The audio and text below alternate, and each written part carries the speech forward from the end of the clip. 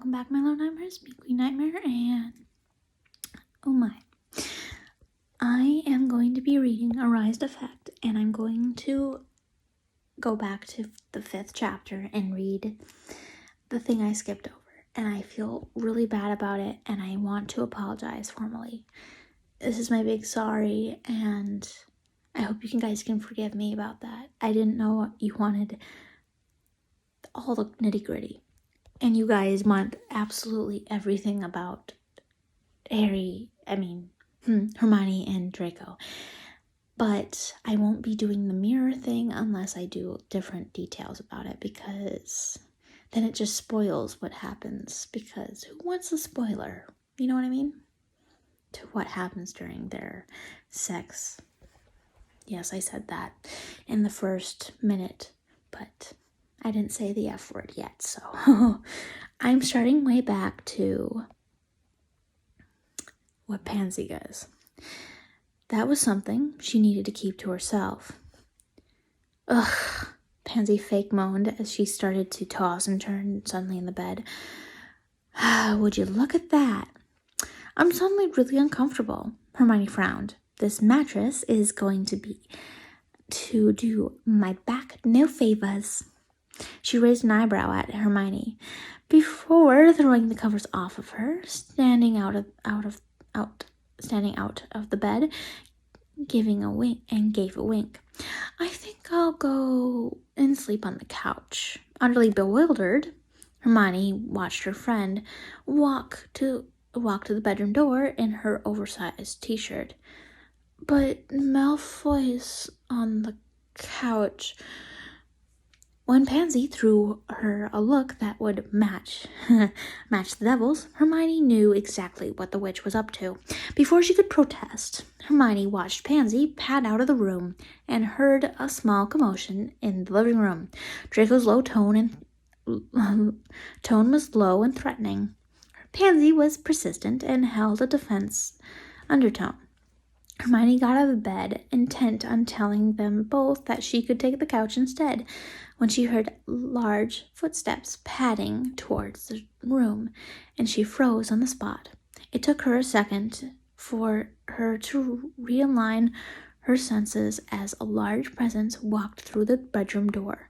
The black bottoms were a stark contrast to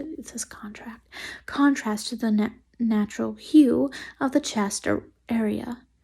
And that was when Hermione realized that Draco Malfoy was standing at his bedroom door, wearing nothing but a pair of black jogging bottoms, and standing on the threshold, as if waiting to be given silent permission to enter his own room.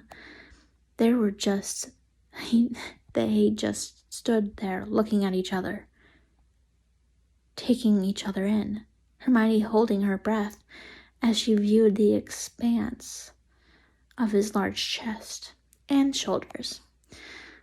A smattering of blonde hair in the middle of his pecs, and a happy trail that dripped, showing his Adonis belt.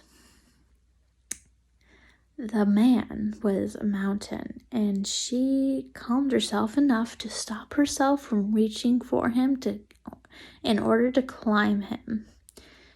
Nice shirt, he told her with a growl, his eyes focused intently on her bare thighs. The look heated her to her core. Pansy took my couch, Draco said, again in an intoxicating quiet voice, as he felt his eyes rake over her frame. And my quilt. He was fully taking in the look of her in the shirt of his. That she was wearing. And my pillow. And his eyes darkened in an almost primal manner when they came to rest on the unbuttons at the top of the shirt, the peak of her breasts just visible, pushing against her navy blue bra. Bloody Pansy, Hermione put her head down and put a stray strand behind her ear. She stuttered, feeling a little embarrassed and anxious about the current situation that was about to unfold. Do you want me to find somewhere else? Let you sleep in your own bed? She looked up to see Draco shaking his head, taking a step into the room. No, he told her confidently. You can stay. He kept his eyes on her as he moved around and went towards the side of the bed that Pansy had been sleeping on. It's big enough for two. We'll barely touch each other. Hermione gulped and licked her lips as she glanced at his retreating body, the toned muscles rippling dangerously as he walked. As he sat down on the bed, he reclined onto the pillow and then turned onto his side, facing away from where she would be lying. He really did take up a lot of space. If he accidentally rolled over and touched her in the night, he won't touch you without permission. This is going to be a one long fucking night. Hermione couldn't sleep. She had lay in the same position for close to an hour, telling herself not to fidget or make a sudden move. She didn't want him thinking that she was uncomfortable or anxious in his presence in any way. Gosh knows she was. She was about to rip her own skin off. She was that hot with anticipation, but she didn't need him to know that. He had only said goodnight to her as she first lay on the bed, on her side facing away from him. He had said nothing to her since. They had laid in the same in silence since then. As each agonizing minute ticked by, she had instantly felt the gap between them filling with unanswered tension and heat. But she tried to ignore that. He just wanted to sleep. He just wanted to sleep. His bed had been taken away from him by Pansy. He had nowhere else to go. Hermione had prayed for sleep within the first half of an hour, her mind swimming with the scent of him and the feel of the mattress dipping from his warm weight on the other side. It was the only thing giving away the fact that he was there next to her. If she fell asleep now, then she wouldn't have to listen to his breathing evening out, wouldn't have to stop herself from turning on her side and ogling at his back. She gave in, particularly on the hour, turning as slowly, as quietly as she could in the bed, hoping he wouldn't feel her and think that she was trying to attract attention. As she finally got into a comfortable position on her other side, she opened her eyes. By the way, if you slowly move in your bed, they know that you're awake.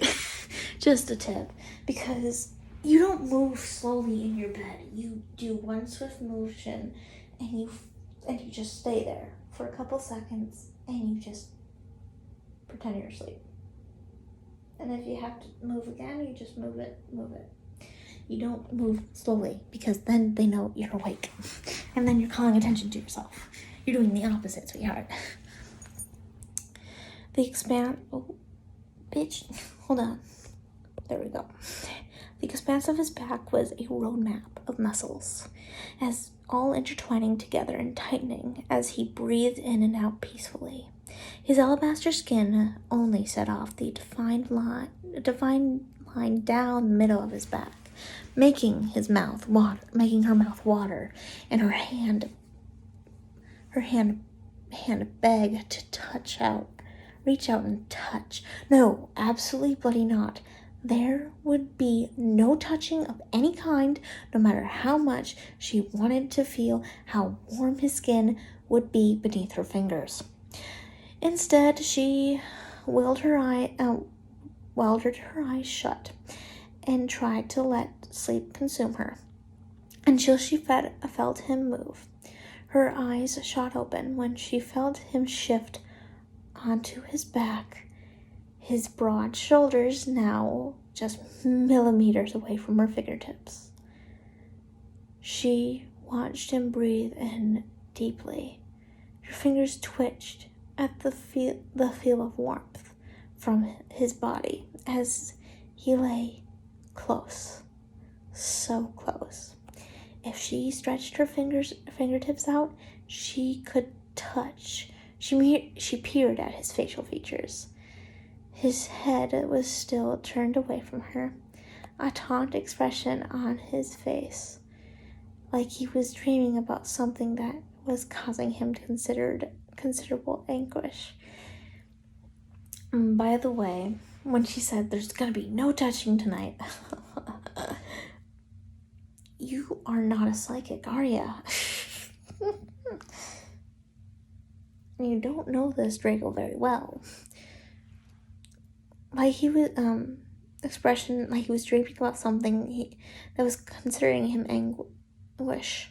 His dark, long eyelashes stood out in stark contrast against the chiseled bone structure of his pale complexion. He was beautiful. She looked back at her fingertips again. His shoulder was partially there, right on the cusp.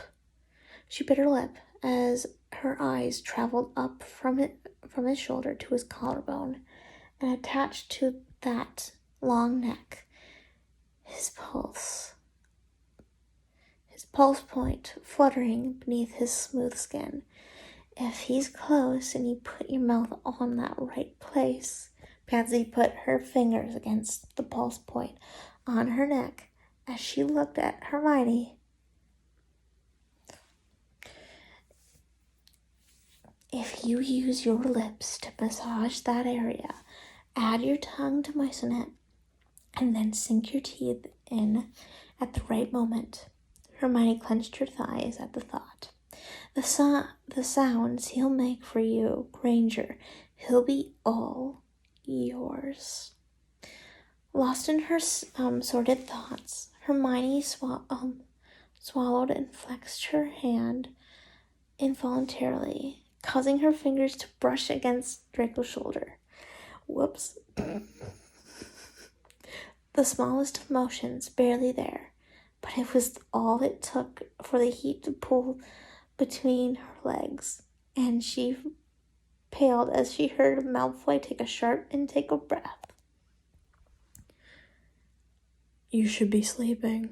His deep voice vibrated out of his chest. She felt herself pale. Shit.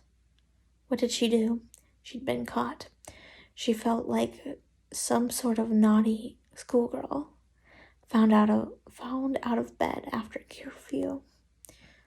Sorry, she said in a small voice, retracting her hand, pulling it across her chest as if she had been burned. She could feel her cheeks flaming. She was suddenly terribly thankful that the room was dark enough from the moonlight. Was dark apart from the moonlight that peeked at them through the curtains every now and again. My hand was too close, he breathed. His eyes still closed and his head still turned to the side. Do us both a favor and turn around and go to sleep, Granger. His voice was throaty and there was a husk to it. So this isn't like for the future. It's just, I think it's repeat information. When he has a husky voice, he's turned on. I just learned that just through learning for the past couple of chapters. Neither of us have slept yet tonight, because we can feel each other's presence. Hermione's breathing quickened. And you don't want to feel any more of me than you have to. That did nothing to help Hermione's imagination, and yet was she supposed to take this as rejection? Or was he doing this as part of his game that he supposedly played? Was he warning her away just because he didn't want her? Or was he warning her away because he didn't want himself to want her? Was it his way of controlling himself? She felt like being defiant, refusing to move. After all, he was the one who moved into her space and brought their bodies closer. He was the one who was also awake like her, and must have felt her move in the first place. But then it was his bed, so it stood to reason that it was his rules, wasn't it? Oh, that was all just one big awkward mess. Quietly, Hermione shuffled back slightly to give him more room, but instead of lying back on her other side, she lay on her back, clutching the covers just below her chest, feeling her long curls spilling over the side of her pillow, down, and the tip of a tendril accidentally landed on the place between Draco's shoulder and neck. She heard a suck and another breath, then felt his arm bend slowly as he picked her curl up between his fingertips, as if to shed the curl off of him, but instead she glanced and gave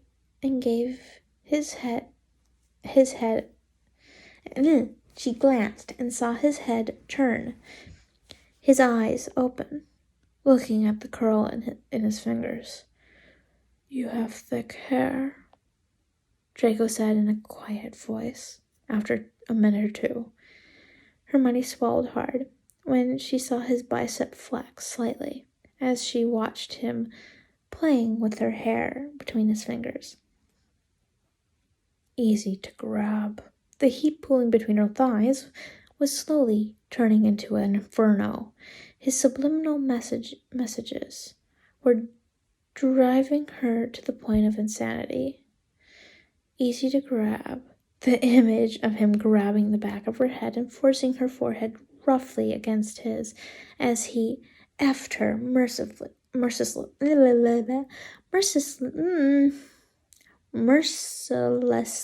there we go, entered her thoughts, and before she could stop herself, she let out the smallest of sounds, the smallest of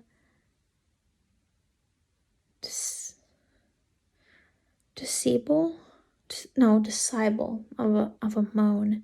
Draco's eyes snapped to her face, his eyes searching for something, a reaction. He wanted to know whether she was getting pleasure from this, any sign of at all, to know if it was affecting her. She looked up at him through hooded eyes, and she saw the tiniest hint of a smirk edging its way on his lips.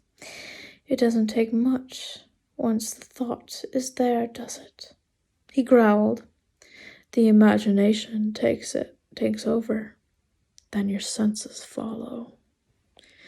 Hermione could feel him shift slowly next to her, his body turning towards her, onto his side. She felt her pillow dip under the pressure of his forearm as he held himself up above her as he was looking down on her. The end of her lock of hair still between his fingers as he held it against the pillow just above her head. She chanced to glance down, his torso making her mouth salivate, and his black jogging bottoms clinging to the very bottoms of his hips. This man was dangerously tantalizing, and Hermione could not help but feel the pull that he had on her. He could consume her within his heat, in a heartbeat. I've always wondered what it would feel like. Draco was looking at her hair, making her feel the anticipation of what he would do or say next. If it would be soft, or whether my fingers would get tangled. His eyes found hers, and they burned her. But I've never been able to touch, have I? Hermione knew he wasn't talking about her hair anymore, but now she felt like her whole body was burning, his eyes searching for hers after he studied her face. He seemed to have found a sign of what he was looking for, because his eyes burned brighter as he said, "Close your eyes, Granger," he whispered. "I need you to listen to me. Just my voice." Hermione felt her nerve endings catch fire at his words. Just his voice. His voice set fires inside her and to her insides. She let out a small, shaky breath before doing as he asked, closing her eyes slowly, and then all of her other senses came into play. When I ask you a question, Granger, just nod for yes and shake your head for no. Do you understand? His voice was raspy, his cheek tickling against her neck, ear, and cheek. You don't need to speak unless I ask you to. Slowly he nodded, feeling the bedsheets move against her torso, as she did. Good. His gravelly voice assaulted her senses, her hair standing up on the back of her arms. I know Pansy talks to you, tells you things. Hermione went to speak, defending herself, and Pansy, in case he thought they were gossiping about him, but he shushed her before she got the chance. I told you not to talk. He told her seriously. Just listen, Granger. Oh, don't do that. She bit her lip, and she heard him suck in a breath of his own. Don't do that, he told her, or this won't end well for either of us.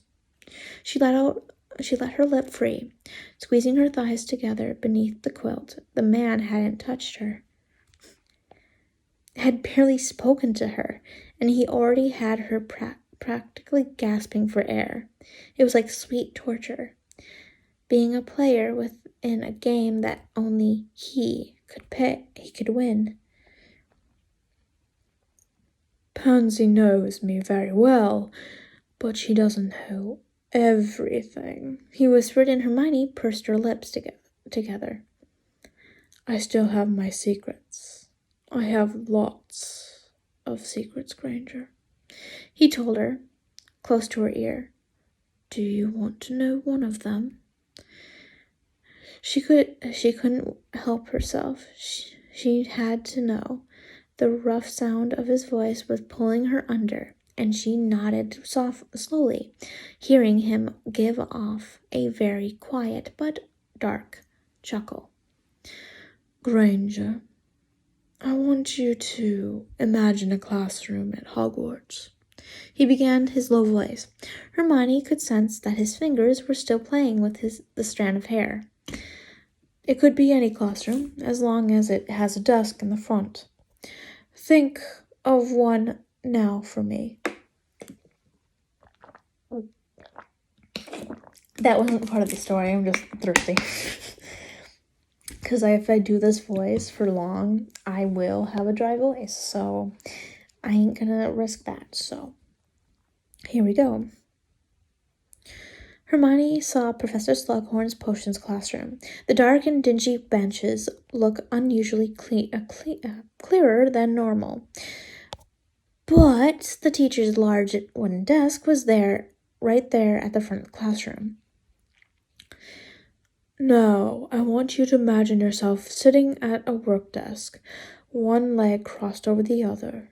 You're twirling a strand of your thick hair through your fingers. Hermione saw herself as Draco's voice whispered low, sounding closer than he was before. You're the first one to finish. You close your book and go to slide off your chair. But you can feel yourself, someone watching you. As you do.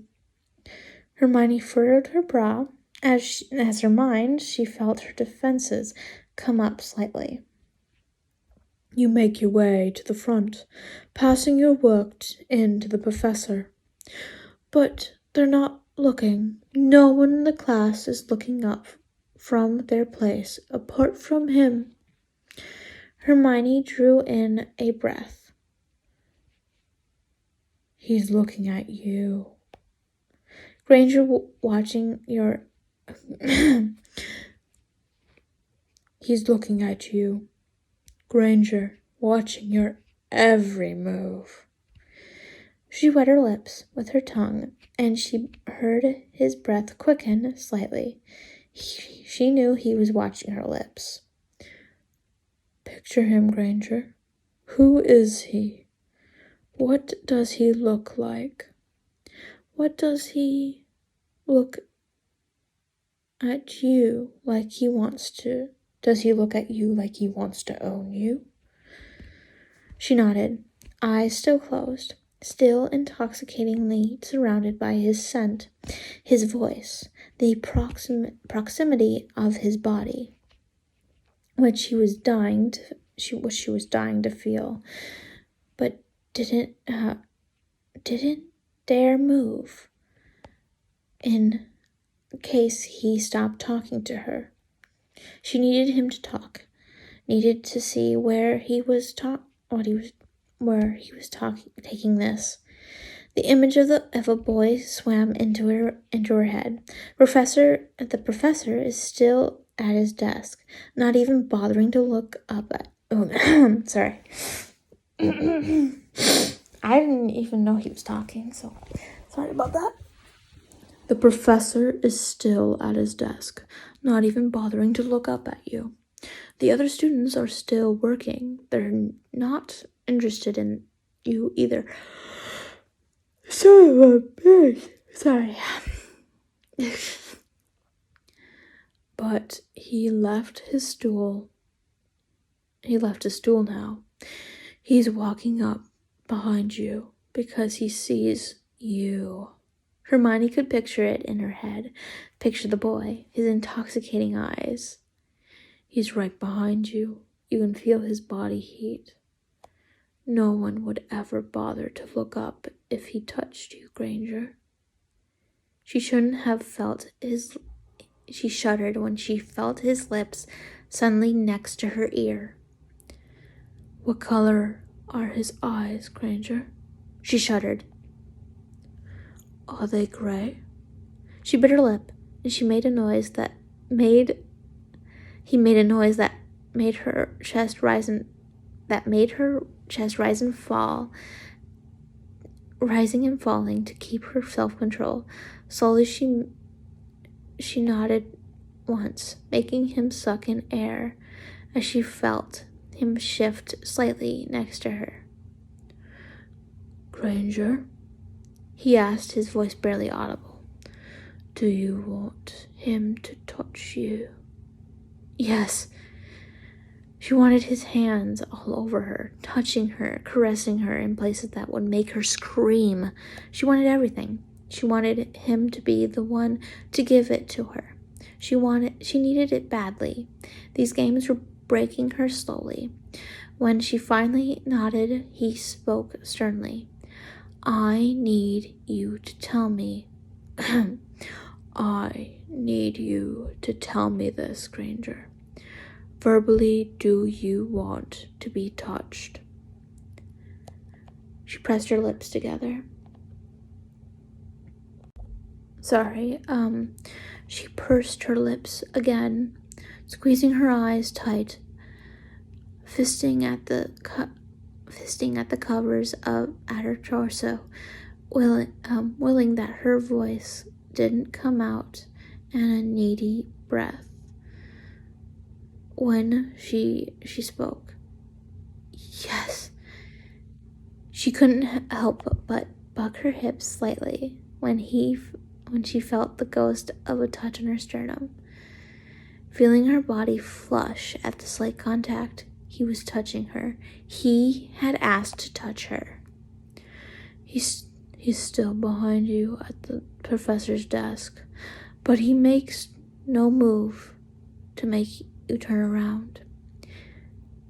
She felt his hand flutter down the covers and settle near her hip bone, the gentlest of touches barely there.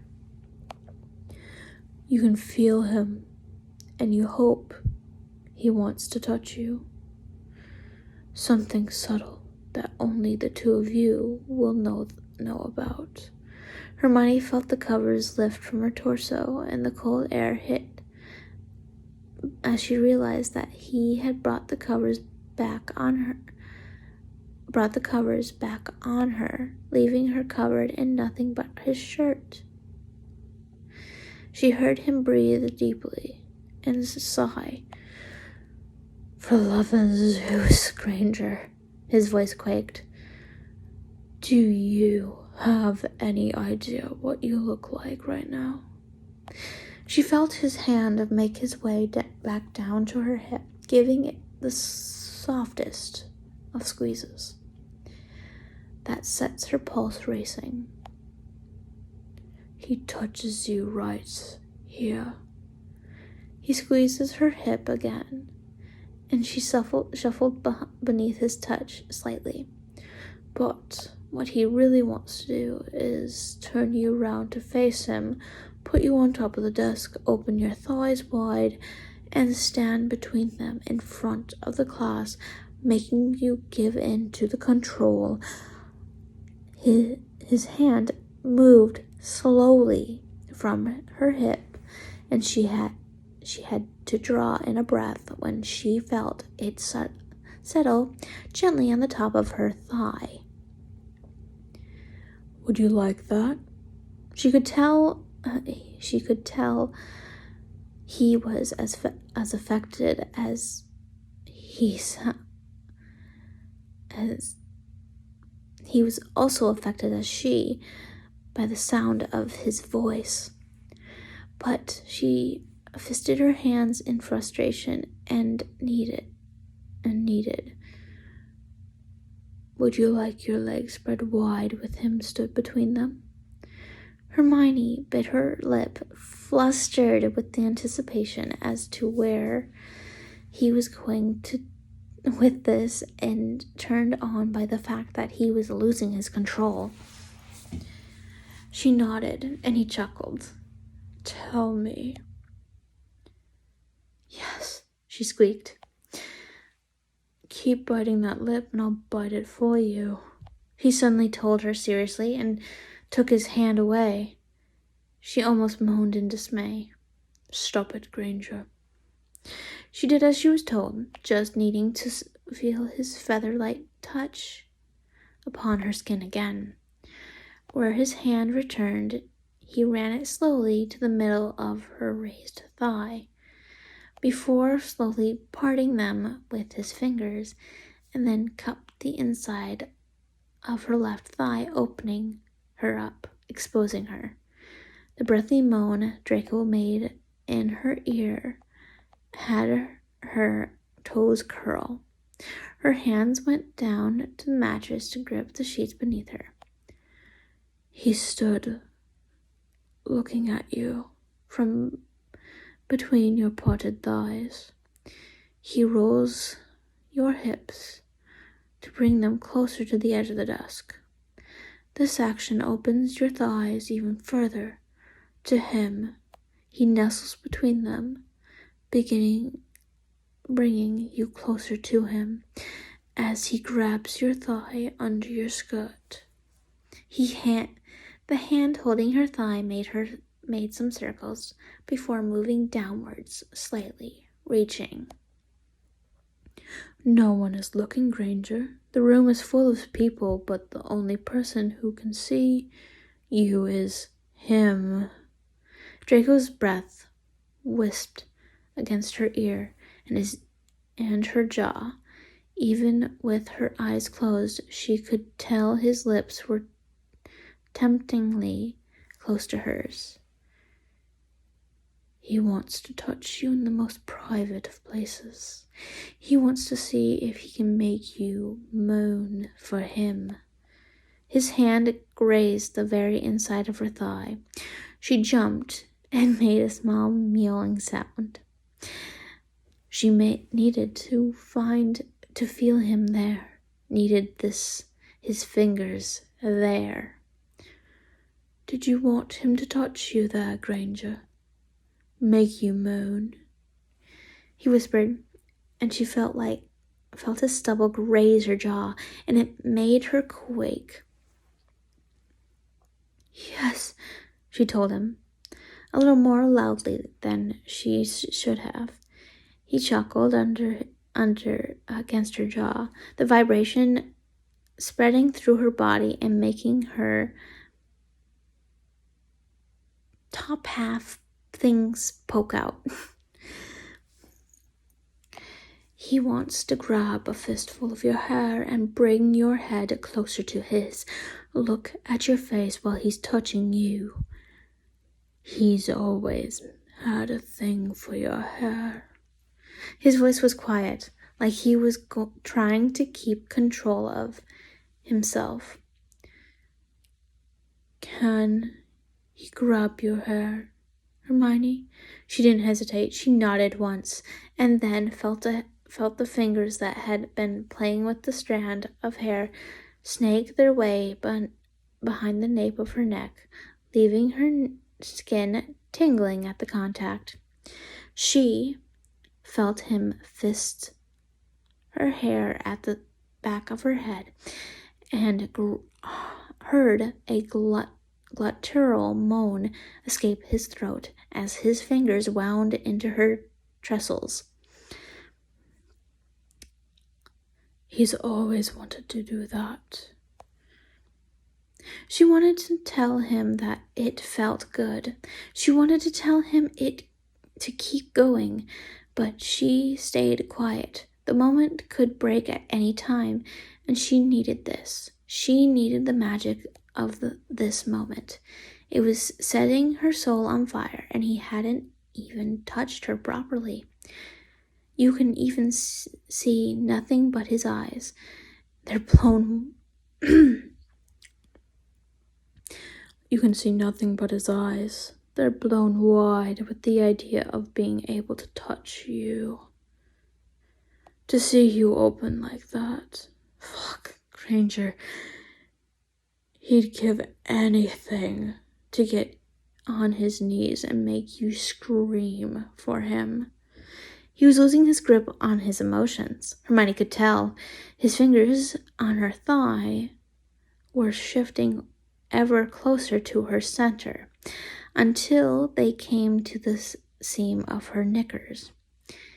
And then she was the one losing her grip. Please. It was barely audible, but she knew he had heard it. She knew he was looking at her, hair all over the place, flushed complexion, face screwed up in pleasurable agony, with her eyes closed and her thighs wide open, hands fisting the sheets to stop herself from reaching out to touch him. She felt the hand on the inside of her thigh move first. When she felt him grab for her hand, she knew Her brow was furrowing in confusion until... Oh. Oh, she whispered in a breathy moan as he splayed out her fingers before putting them between her legs, using his own fingers to direct her touch along her aching core. He was going to F her with her own fingers. I mean, that's a tactic. Draco Malfoy was a very, very bad man. Every time he touches you, it makes you pant with need. He whispered against her ear gruffly, and she knew he was dying with the need to touch her himself through her knickers. He's touching you. Just the right place, with just enough pressure to make your hips buck against his hand.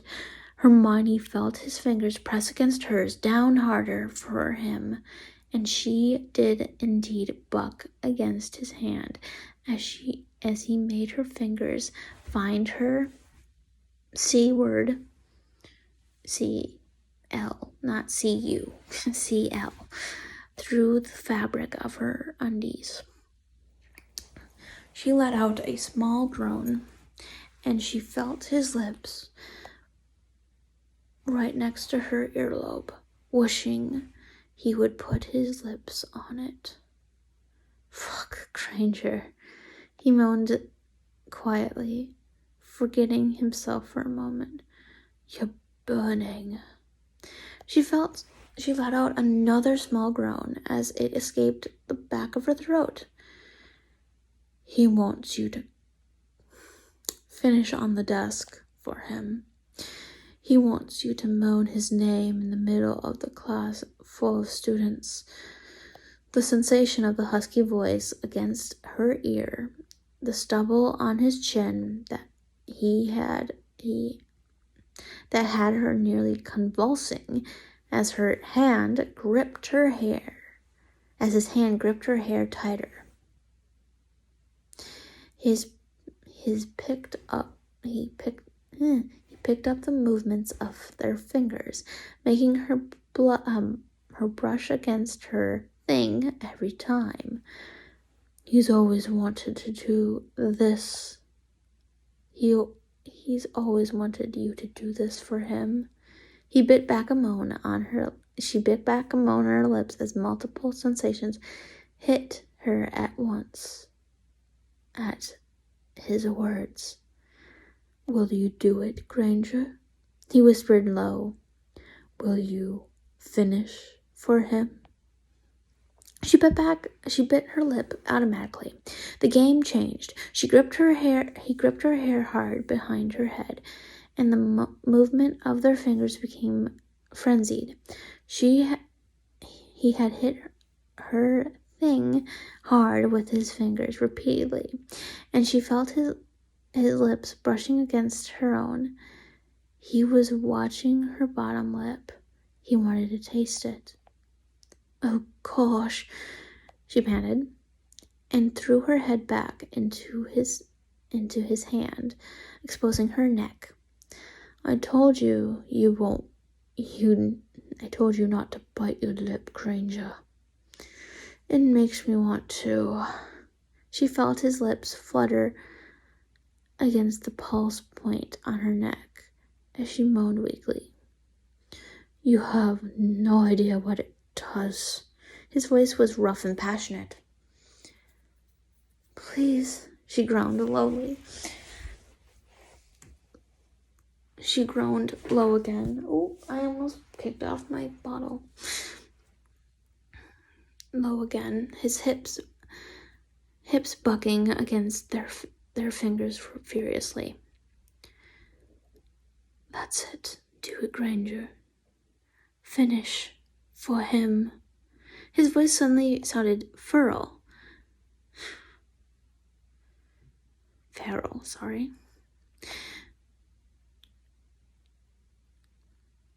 He's always wanted to watch the look on your face when you fall over the edge. His fingers were moving so quickly against hers now that she could feel herself reaching. She was close. He's standing there, between your thighs, watching you fall apart, knowing that it's all because of him. It makes him want to rip your knickers from your body and bury his face inside of you. Did I say it right?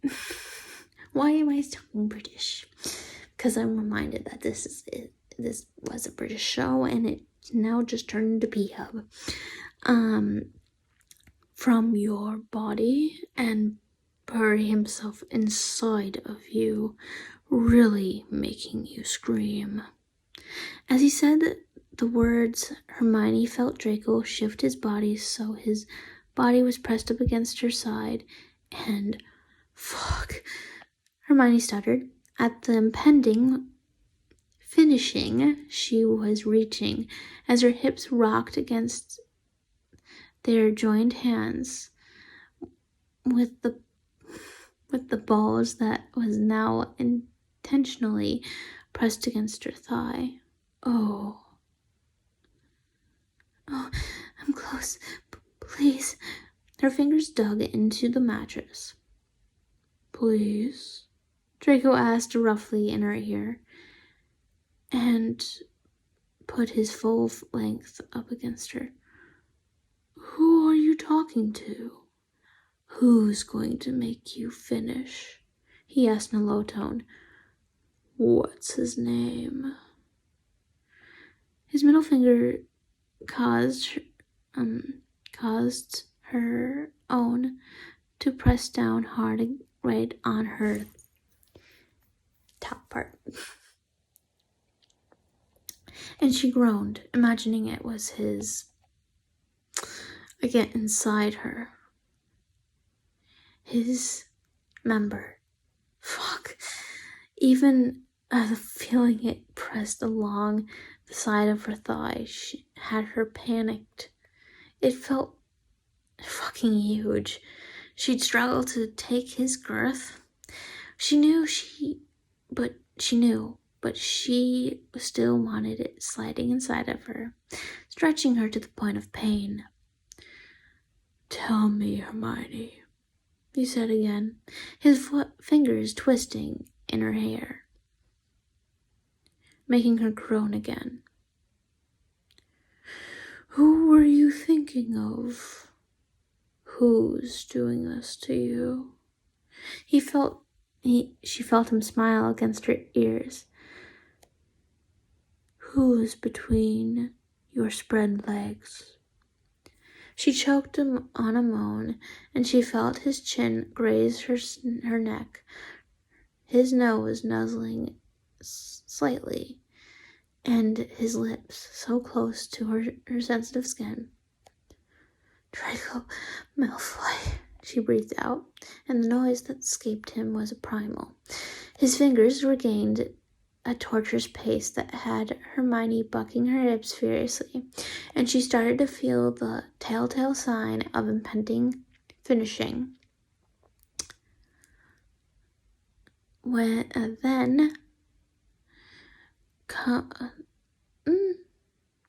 Then finish for me, Hermione, he said against her neck.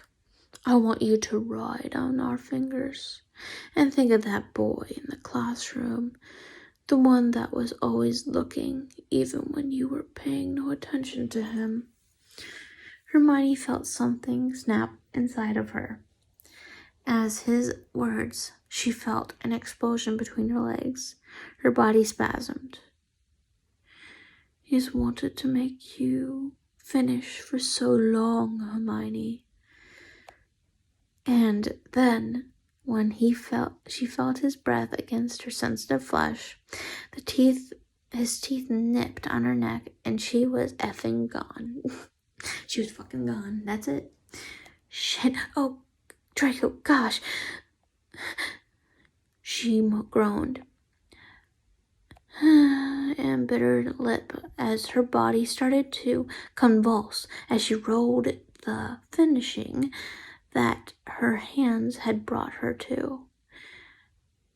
The hand in her hair began relaxing, making soothing circles on the back of her neck.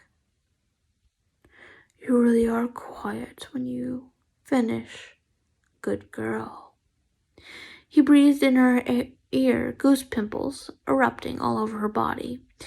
At his words, she felt him shift his body away from her slightly, moving his hand up to settle on her stomach as his other hand unwound from her hair and pulled the quilt back up against her. I told you that Pansy doesn't know all my secrets. After a good few minute of heaving breath, Hermione began to come down from her finishing high. After a few minutes more, she finally opened her eyes and looked over at him, only to see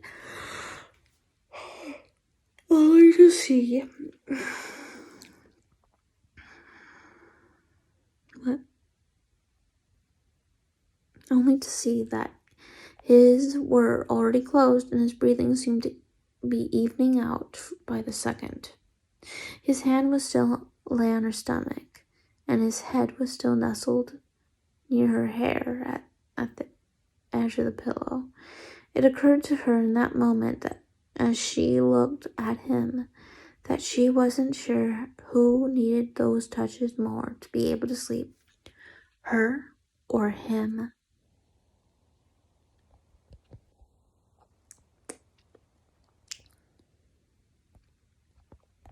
No noise allowed. Hermione woke alone on the morning of Draco's birthday. Okay.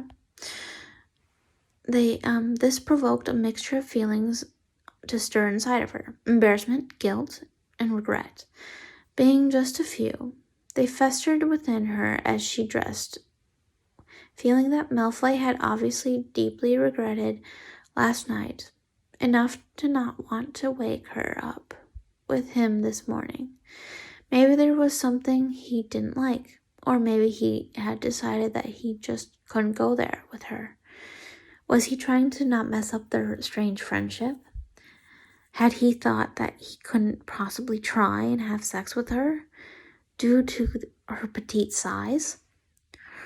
Her mind boggled, and in an easy feeling set into the pit of her stomach at the thought. The man was a puzzle, and no matter what way she tried, she couldn't put his pieces together properly.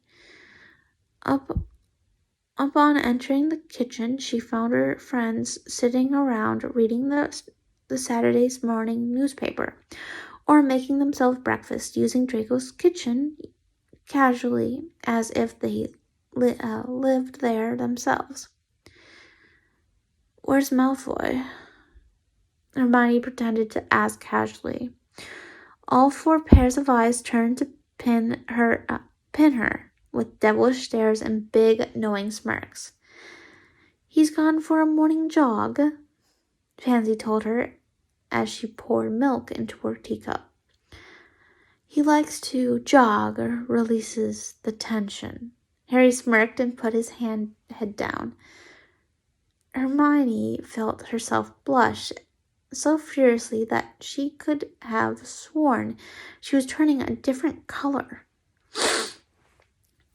We've all signed a card for him and left a cake for later, Harry told her as he stood next to Pansy, mixing his cup of tea with a teaspoon.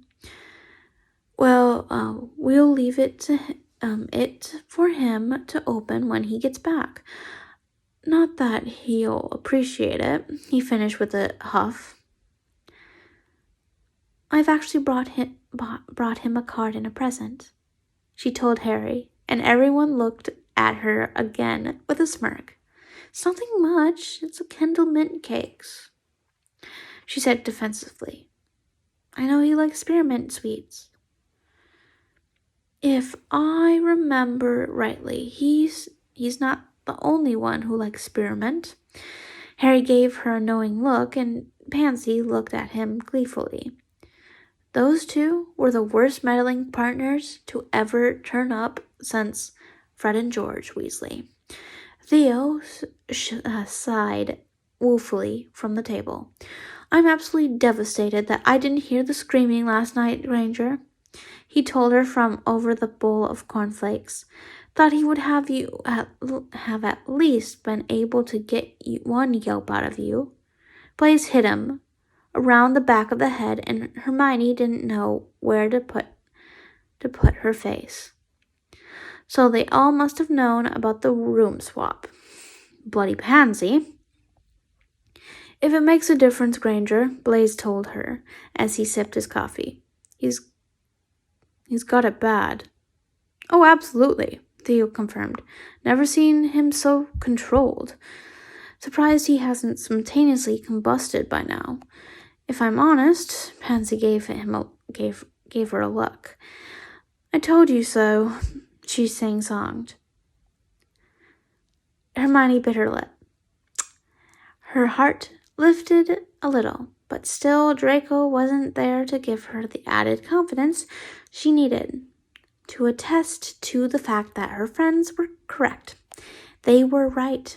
Then why was he so quick to leave? Why was he so quick to get away from her? 1 week later. Yeah, time skip. And you'll see why. I don't think anyone wants to write what happened next. And I don't mean in a ooh la la way. I mean a oh gosh way.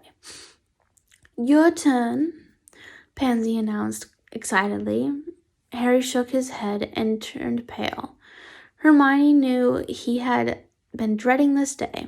He knew he would be fantasizing who he would be fantasizing about, and now it was all about to be laid out for everyone to see. She could see the sweat appearing on his brow at the thought. Theo and Blaze smirked at him. Before wishing him well, they proceeded to take their seats on the couch, ready to watch the show. Hermione was less eager. Harry was her best friend, and she wasn't sure whether she felt comfortable sitting there and watching him indulge in his deepest sexual fantasy. Whatever that may be, she had no problem watching the others, as they hadn't been her friends since school. But Harry, he was practically like her brother. Hermione saw Draco move out of the corner of her eye as she came into the living room. Her heartbeat picked up quickly. She wasn't sure where to look. Did she try to make eye contact? Did she attempt to make conversation with him? How was this thing between them supposed to go? She glanced in his direction and instantly met his eyes, like he had been waiting for her to look at him.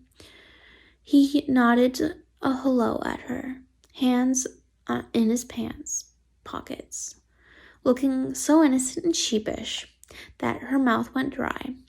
He was feeling just as awkward as she was.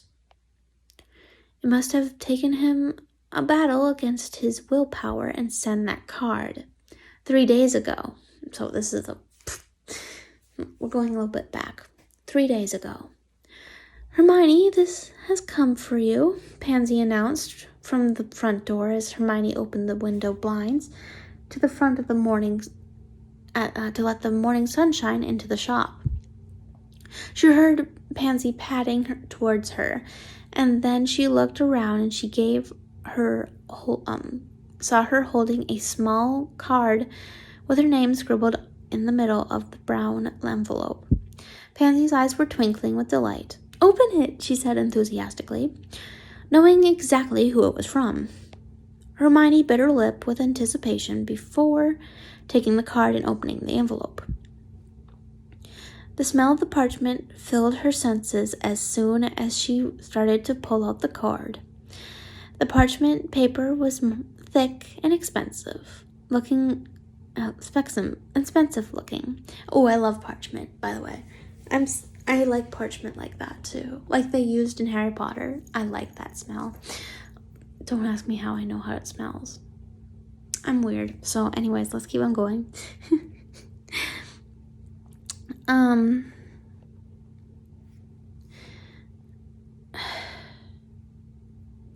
Excuse me, what? And when she turned it over, she couldn't help but smile at the M crest on the back of the card. For the girl who finds the smell of parchment as intoxicating as I do, thank you for my gift, Hermione. Sorry I didn't catch you Saturday. Seemed a shame to disturb you after our late night. See you Friday, D. X. Ooh. Oh, hugs. I was like, which one's kisses again? Isn't that an O? Yeah, hugs. Hermione read it twice before Pansy got hold of it and squealed. Oh my Zeus. The man is craving you something rotten. Ugh, she announced wickedly. Draco doesn't just let women sleep in his bed. Oh, all he's done is think about you since Friday. It's just taken him so long to grow some balls and give you enough to send this. Hermione was just thankful that her heart felt lighter. Draco Malfoy was reaching out. Maybe he was thinking about her as much as she was thinking about him. As the blacks of Harry's eyes turned pink, Hermione held her breath. This was so wrong. She shouldn't be watching this, especially because she knew.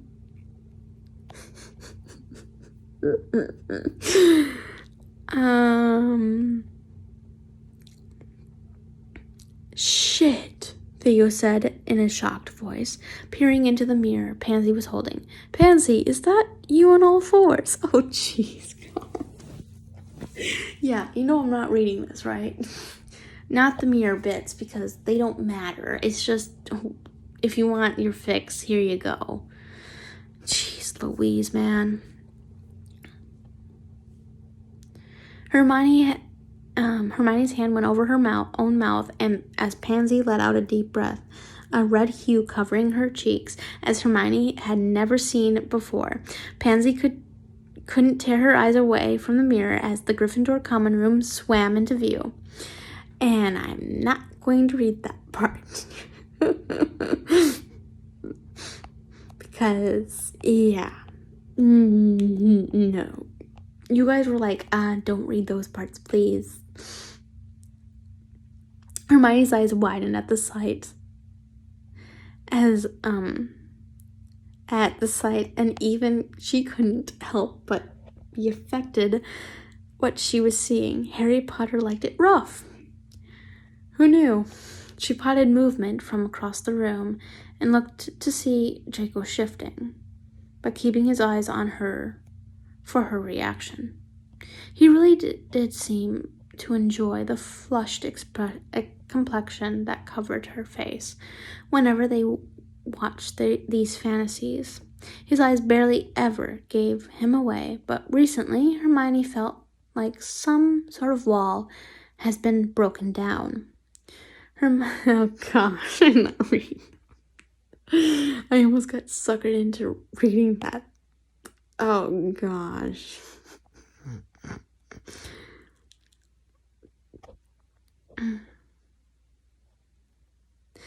Granger. She heard a growl in her ear and realized that Draco was using Animo Sermo. Again. She looked over at him to find him backing out of the living room as everyone else was engrossed in the noises of the feral passion coming from the mirror. He was asking for her to follow him? Oh shit. What did she do now? Draco stood against the kitchen sink, hands on either side of it as he faced it, deep in thought. As Hermione walked into the room, she found herself still clenching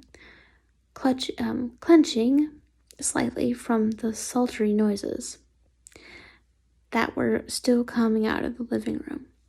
Malfoy was clearly affected as his jaw clenched every time he heard the sound of Pansy's throaty moans. I wanted to thank you in person for my birthday gift, he told her quietly. I'm partial to a mint cake. It was much appreciated. Hermione gave him the smallest of smiles. You could have said thank you in person on Saturday if you had woken me up. He turned and looked at her, taken aback by her forwardness to discuss Friday night. Like I said, it seemed a shame to wake you up. He told her seriously. I like to jog early in the morning. It clears the fog in my mind. Hermione couldn't help but raise an eyebrow at him. Bullshit, she accused him in a small voice. You just couldn't face having to think about what had happened, so you fled. So you wouldn't have to deal with it. Draco sighed and put his head down before turning his body fully to face her and stood very tall. Very tall. Whoops. You fucked up, my dude. It made her insides clench as she took him in, intimidating and dark with his rough edges, but she knew that underneath was a soft center that she needed to try and break free. Like, not her to break free from it, but whatever. My hair. I want to wash my hair, but I can't. Tomorrow I'm getting my hair done. If you want a video of that, well, technically it's going to be done tomorrow. Her head's not been right for a while. Hermione, my head's not been right for a while, Hermione.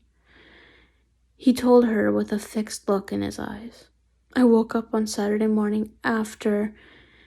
He closed his eyes for a second as if to regain focus instead of letting his mind wander back to Friday night. The sounds from the living room as Pansy and Hermione's fantasy sex didn't help the situation. It sounded like he was killing her in there. God. Oh, it's one of those. We've all heard one of those before. Unless you are a kid and you don't understand that reference, don't worry. Reference to life. You're too young for this channel. Didn't help the situation either. Yeah. After being next to you, and for a minute I forgot who I was. He breathed out and opened his eyes again, and they were bright and hot on her. I forgot who I was and who you are. What we are to each other. He told her dangerously as he took a step closer to her. I'm not a good man, Granger. Oh my gosh, the speech. I don't do romance. You better romance this pussy. You don't get that meme, but you should. It's amazing. But yeah. What are you, Edward Collins, bitch? What the fuck? Duh. I am bad for you, and you shouldn't want what I've got. He looked her up and down possessively. We shouldn't want this. I have to keep reminding myself that fact. Hermione crossed her arms over her chest. Ooh, that's a mom move. Oh gosh. This is not gonna go well, okay? We all know this ain't gonna go well. I can make my own decisions, she told him defiantly. She wasn't going to let him get away with his shitty answer. His masochistic,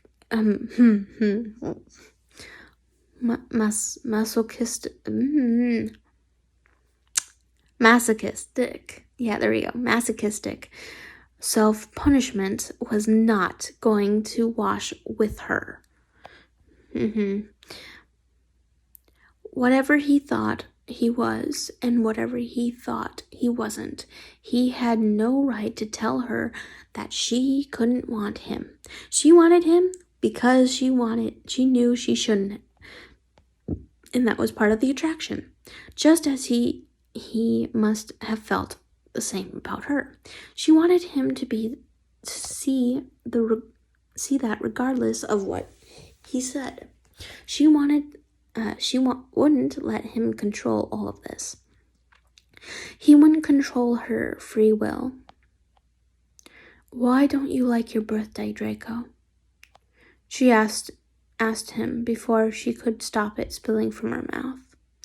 It was a harsh change of subject, but at least it stopped him wallowing in self-pity for a moment or two. There was a silence from him for a minute as he looked at her. It was filled with the pants and groans from the mirror in the living room. It sounded hot and passionate and angry, and it made her mouth water slightly. "My birthday in 5th year of Hogwarts," he told her, trying to drown out the sounds. "I received a letter from my parents informing me that I was to take the dark mark in the summer and follow in my father's footsteps."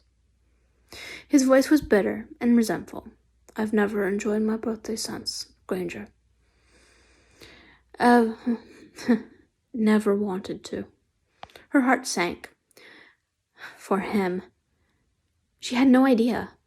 When she looked at him, she swore that for a second she could see the lanky, scared, frail boy from 6th year.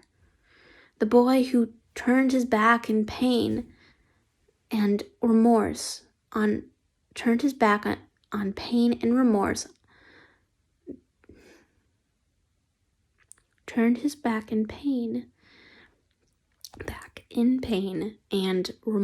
on her when his aunt assaulted her body and mind on the dining room floor. The same boy who went through the same type of hardships that herself and Ron and Harry did at the same time. But this played out in a different side of the tracks. "I get it," she told him honestly, taking yet another step closer. "I understand." She looked at his eyes, viewing her curiously.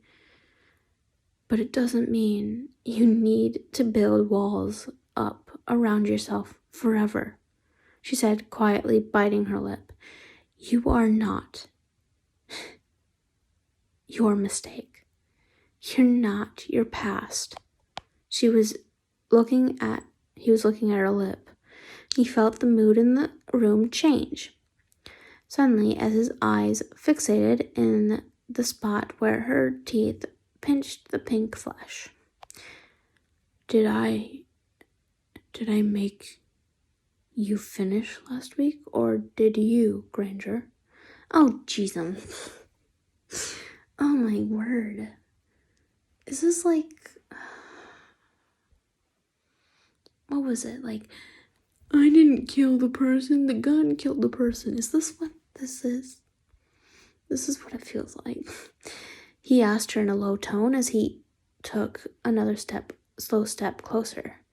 He was barely 2 feet away from her now. She blushed and looked down, not expecting to change in conversation. The sounds of her friends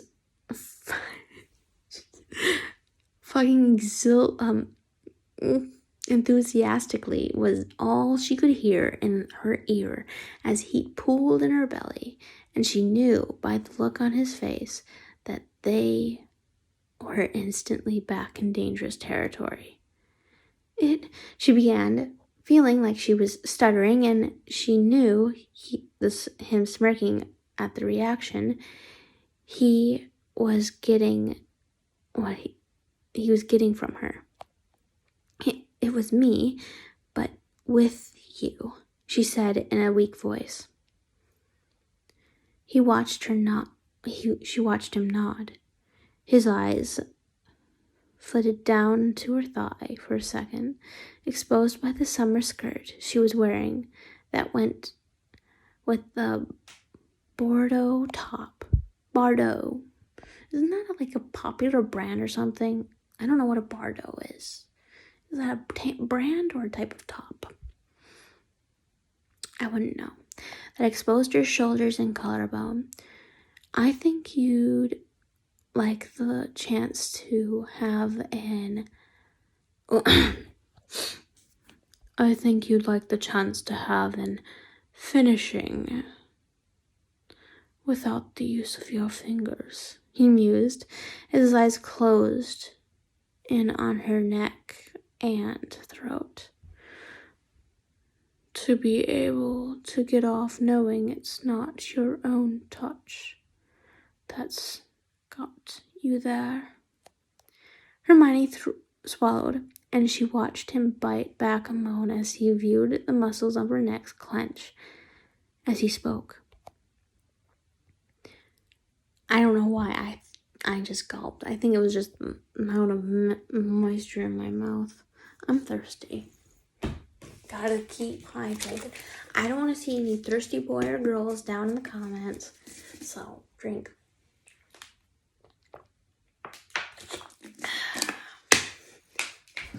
What time is it? Oh, it's 12:13 a.m. the next day. Cool.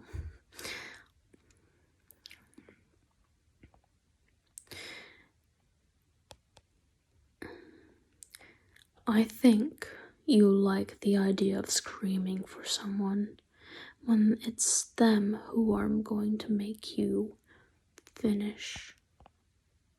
I can't say some of the words that he's saying, like the O word. I've probably said it in the past, but it's my mistake. I'm trying not to get on YouTube's bad side. You know what I mean? Yeah. Another 2 steps towards her, and he was there, his body almost pressed against hers.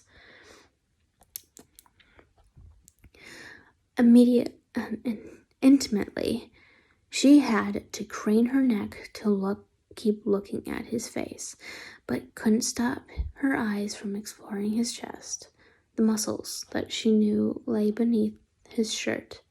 And oh, fuck, the smell of him, tea tree oil and mint shower gel, and sandalwood from his aftershave. His whole persona was all-consuming to her, and she felt her knees going weak. Granger, he whispered, and her hooded eyes looked up at him. Do you want me to touch you? She let out a breath without knowing exactly what she had to do. She closed her eyes and nodded. Yes, she replied. She needed him to touch her desperately. Hermione was expecting his gentle caresses, like the ones she had last week. Barely there. But the breath left her body when she felt his hands reach for her waist, and suddenly she was being lifted into the air, her breath leaving her. His grip was strong on her waist, and when he started walking with her until he had her sat on the countertop near the sink, she could feel herself getting dizzy from their height at which she was lifted, and the quickness of the motion.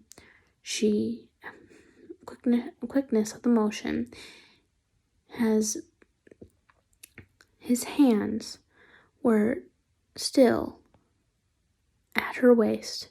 His face was inches from hers as he took in her shocked expression. What keeps you quiet, Granger? He asked her, "Is it the fear of enjoying yourself too much? Or is it the fear of being so loud that the neighbors will hear you scream?" She felt him part her legs like a feather-light touch, and almost groaned when she felt his hips between them, bringing him closer to her. She shook her head and closed her eyes. "Open them, Granger. Open them, Hermione," he demanded, and she did. I wanted to see the look on your eyes when I tell you that if I ever fucked you, if we ever went there, I'd have you singing like a fucking songbird.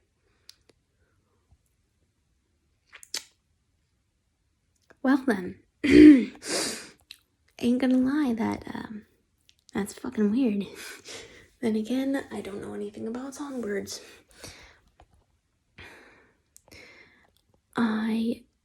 That's not what I found weird, but I found weird that I could say that full sentence without choking on my words. She let out a small meow, and he chuckled. "I can tell you're not used to being talked to like this." He brought his head closer to hers and brought his lips to coast her earlobe. "I like my women loud, Hermione. I like to know that they're fucking loving what I'm doing to them." His lips were dangerously close to latching onto her ear now. She started to pant quietly, anticipating the contact, as her hands gripped the countertop. "And I love the idea that I could possibly have someone between the sheets who used to hate me. It really gets me off the thought that I could frustrate someone so much that they could go from hating me to wanting me slide inside of them and show them how dark I really am." She held her breath and felt her boob things, peak as her hips inched closer. His hips inched closer to her, his groin closer to her own. The sounds coming from the mirror in the living room were slowly being drowned out by the sounds of their heavy breathing as the urgency of their own situation increased. Fuck, the kitchen door was open. Anyone could walk in. She felt his lips slowly descend into the base of her neck, directly over her pulse that thrummed beneath the flutter of his lips. Her eyes closed and she felt him inhale a silent breath.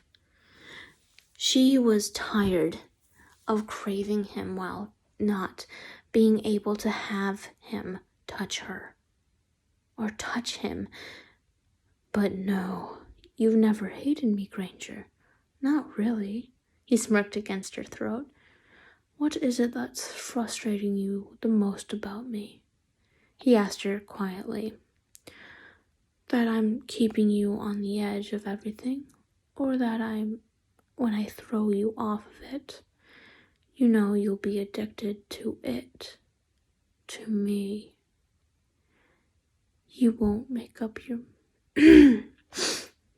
You won't make up your mind," she breathed, trying to regain her focus. His stubble against her throat was setting her nerves endings on a light. "You can't decide whether you want me or not.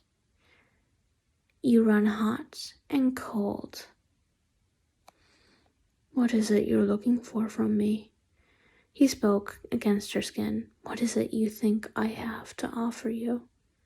You want me to stop ignoring you? Consider it done." He let out a tip of his nose stroke against her pulse point. "You want me to be nicer?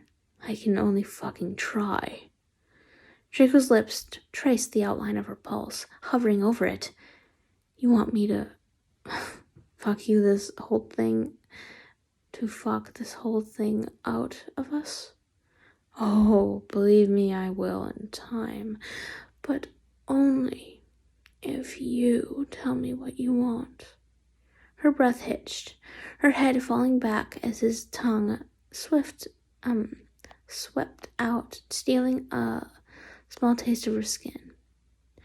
His hands dropped from her hair to alongside her narrow shoulders, over the tops of her chest, then down her ribs to the torturous pace.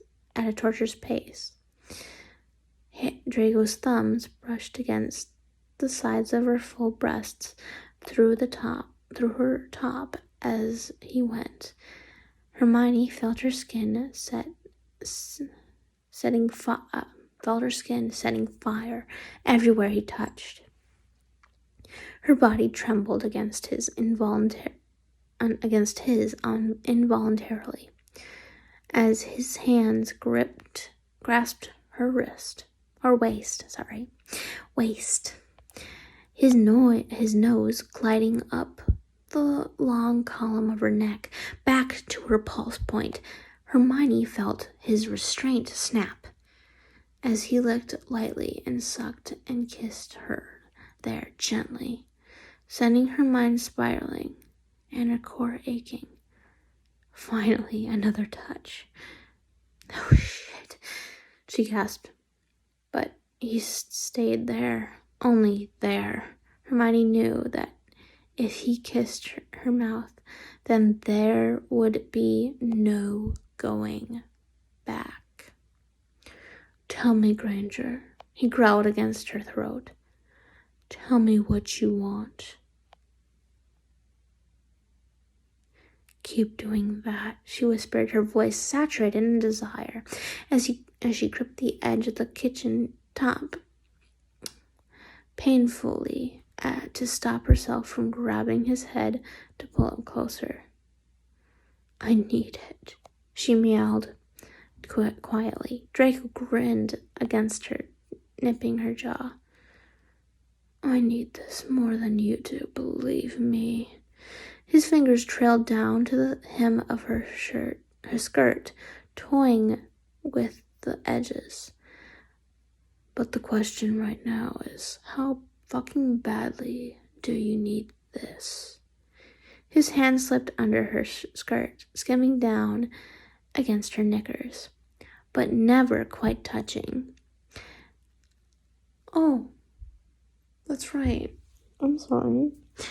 The bad part doesn't come yet. I thought it happened that night. I guess it happens this night.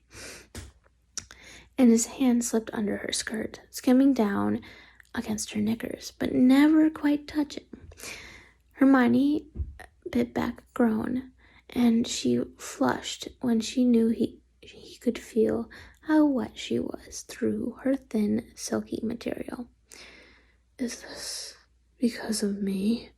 He asked dangerously, his fingers just coasting around against her mound. Gosh darn it. I was thinking about having a mound today.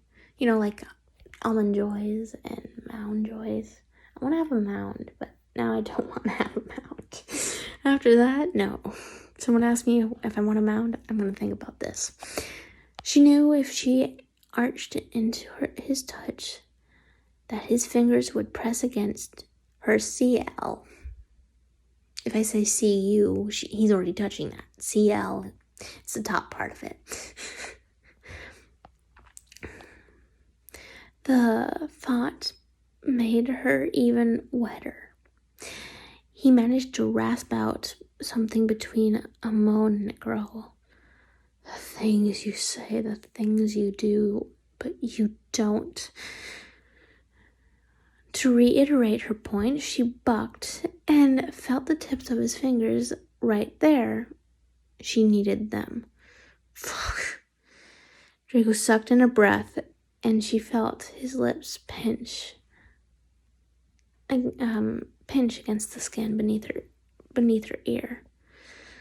Tell me what you want, Granger, because right now, I think I'd give you anything just to feel you come apart from the touch of my fingers," he murmured, licking and nibbling along her skin. She knew he couldn't stop. He couldn't stop himself, even though he knew he should. This was dangerous. Anyone could catch them. Once Granger tasted at one. Once Draco, ouch, just pinched my damn boob. I was trying to move my hand. I'm laying on my stomach right now, and I moved my hand under my breasts, and I was trying to put it on the other side, and I pinched it, and it hurt. Okay. She knew. What the freak? Once Draco tasted her skin properly, any willpower that he was grasping seemed to have vanished. He was an animal with her, like he wanted to be her everything, to own her, possess her, derive everything else from her mind but him. It made Hermione feel drunk, high on the feeling of him and raw, passionate qualities. Hermione brought herself back from him momentarily, and his head snapped to look at her as he gazed down at her, his finger still brushing faintly against her heat. She let him do that for a moment, his desire reflected back at her, his eyes, and she felt him pull her hips forward roughly on the counter until she was flush against his groin. He pressed himself against her intimately, his member straining against his pants. Her eyes widened and she swallowed hard. Judging by the look on her face, he knew she could feel it. He knew she could feel how hard she was making him. Feel his whole length pressing against her core. Feeling the bulge straining against his pants as he held her to him. Oh gosh, the feel of him there, pressed so intimately between her thighs, he was too much. But she wanted it.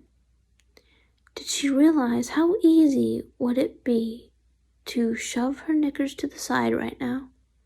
To push inside of her, to fully feel her walls gripping him, and let him stretch her and fill her up, pump in and out of her at a steady rhythm until he bottomed out on her, push up against her womb, and let the tip of his member. Suddenly she needed to know. "Will you?" she asked, making him freeze on the spot temporarily. As her thought process came back to her, "Will you really give me anything?" She breathed heavily and clutched to the counters, her knuckles going white. Draco adjusting his grip, the fire lit in his eyes. Right now, she knew she could ask him for anything she wanted, and he would probably give it to her. "Name your prize, stranger," he growled, his eyes scorching hers, and pressed his forehead against hers, trying to control the fire raging inside of him, because something tells me that you will, but something tells me that you will not or cannot give me the thing I know and I want.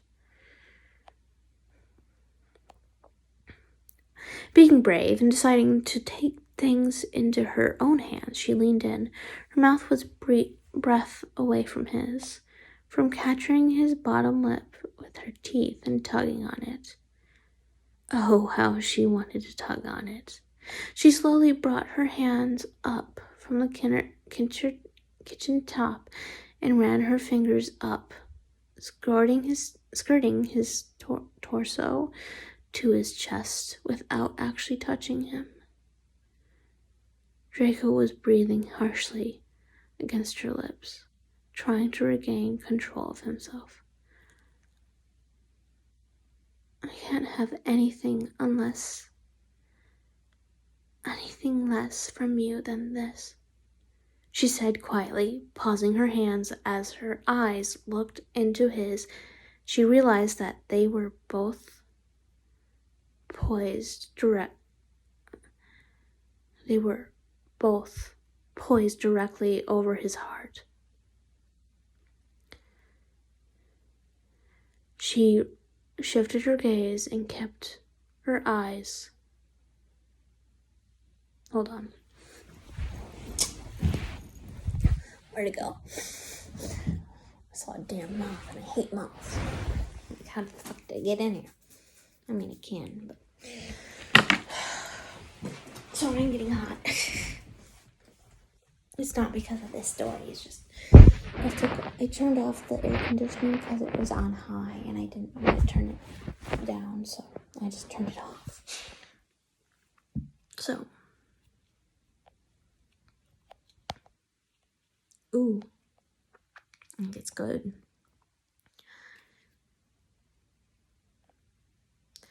She shifted her gaze and kept her eyes focused on that spot, hard enough that it was impossible. It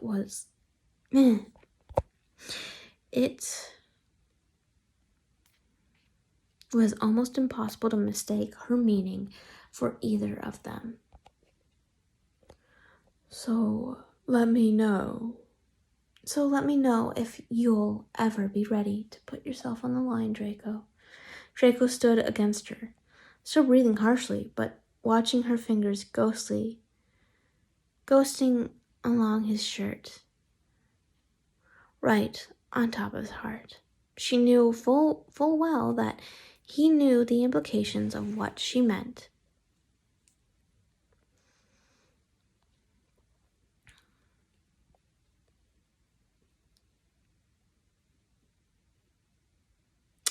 Okay, this was a big thing for her. She wasn't just after his dirty mind or his member.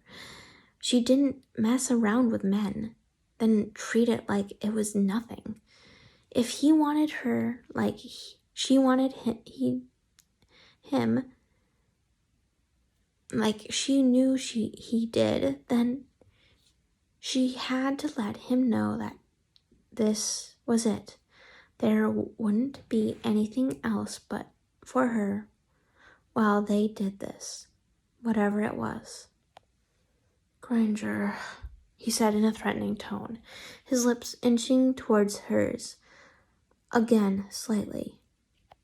If I put myself on the line, then you're going to have to do something for me. She felt his hands brush against her open thighs, and when he pulled her back against him again, she felt his raw power as his shoulders flexed beneath his shoulders and his hips made hers spread wider for him. Draco brushed his lips against her throat until they met her ear, whilst digging his fingers into the thighs possessively. Don't make a sound, he breathed in her ear darkly. Let's see how quiet you really are, love. And then his lips caressed, pulling her against his hard member. It's about to go down, and I'm trying to get myself situated so I can be in a... Oh, I have more root beer.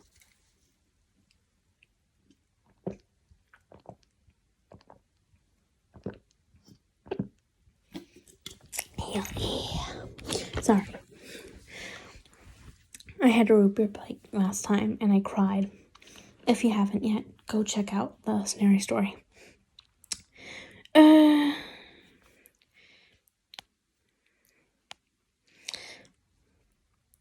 And then his lips caressed her throat, and his hands forced her hips forward, moving her against his hard member. She groaned low in her voice. I mean it, Hermione, he told her, continuing to rock her underwear-covered center against his direction. Not one moan, he whispered, hitting her CL.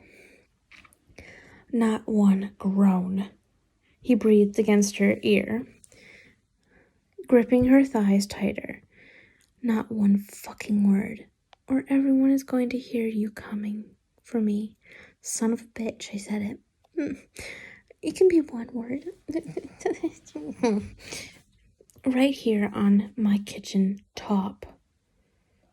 His hands reached around and grabbed her butt cheeks to rock her against him forcefully as his tongue assaulted her neck. She was fucking lost. His mouth, words, large body, his hands, and his rock-hard member were almost too much for her, and yet she still refused to put her hands on him. If she put her hands on him, then she wouldn't be able to take them away when the time came, and she wasn't sure she could cope with the amount of loss just yet. Please, she begged in a breathy moan, and the groan he made in her ear had her core clenching as she felt herself being picked up again and maneuvered until she felt herself being seated in a seated position over his hips as Draco sat down in a kitchen chair, letting her straddle him. He kept his grip tight on her butt, but I'm such a child, but didn't move an inch, just watching her as she got her bearings, her feet not being able to touch the floor. From the height of the chair, mixed with Draco's thick thighs to keep her off the ground. She rolled her hips forward, experimentally,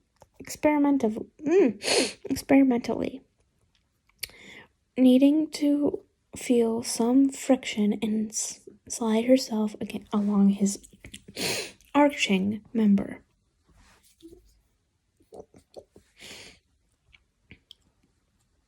He groaned, his head falling back against the kitchen chair. Move me, she asked in a small voice. It was breathy and needy. His head snapped up. His hands flew to her hips. Then in a challenge, she did it again. Her cheeks were becoming tinged in the most perfect shade of pink,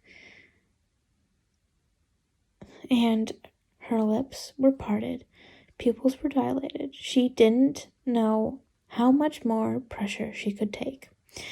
With his hungry eyes on her, he maneuvered her hips against him again, pulling her. She moaned as his member rubbed her heat, the friction of his pants straining against his member, and her knickers hitting her perfectly. She lifted and moved her body up until she was directly over his lap. She clothed her clothed breasts fully in his face, her arms coming to rest on the back of the chair behind him, his mouth right there. She was dying to kiss him breathlessly. Lowering herself back down, she ground down onto him, and he leaned back, watching her in awe as he it's called dry humped, not dry fucked. There's a difference, I found out on accident. Dry fuck means that you don't have any preparation and you just freaking dry stick in and do it. That is gonna hurt. Dry humping is different. It's mean that you're doing it through your clothes. So it's different. His face a picture of twisted pleasure as he resisted the urge to fully grab on hold of her and bang his hips into hers wildly. She could tell he was holding back. He wanted to destroy her. She wanted him too. Her eyes closed as his another tiny moan slipped out, and he held a look on his face that told her that he could not believe that this was happening. He could not believe he was sitting in a dining room chair with Hermione Granger on his lap, getting herself off on him. Yeah, I mean, I couldn't, like, if that happened in my own house, I'd be like, what the fuck? Get out of my house. I mean, like, what the fuck? Don't fuck in here. Like, damn. Dumbasses. Jeez. Y'all gross for that. Then again, that's just me.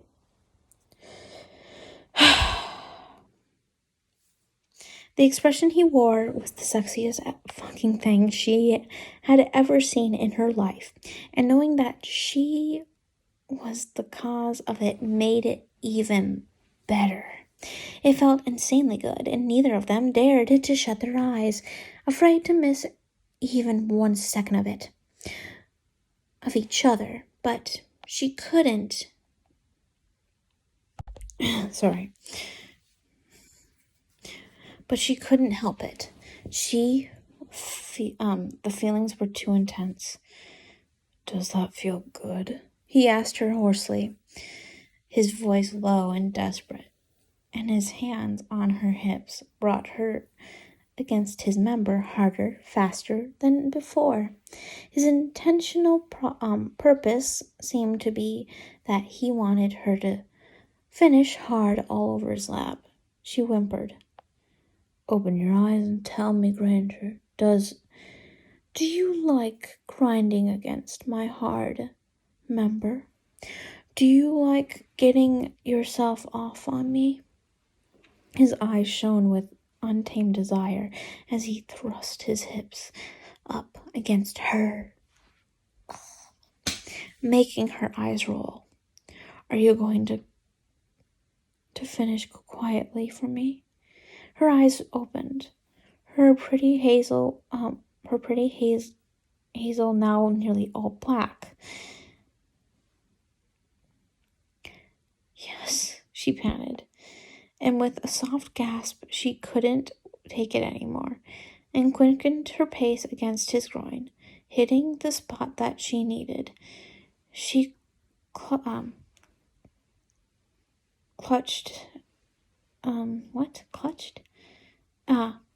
She grabbed at the back of the armchair as her hands helped her to push down against his member so harshly that she could feel his whole length, and it sent an involuntary shudder through her body. Her tightly wound body instinctively arched to meet his. Her movements were coming almost desperately as she continued her hard and determined pace. It was as if she couldn't get close enough to him. She needed so much more. It was blowing her mind. I want to feel you finish against me, Granger. He growled as he brought her body closer to his. A chest flushed with his, and one of his friends... what? Friends? What the hell? One of his hands... I need to stop drinking. No, I'm kidding. That's a joke. That's a joke. I don't drink. A lot of people are like, you drink? No, I don't. It's a joke. Joke. Damn it.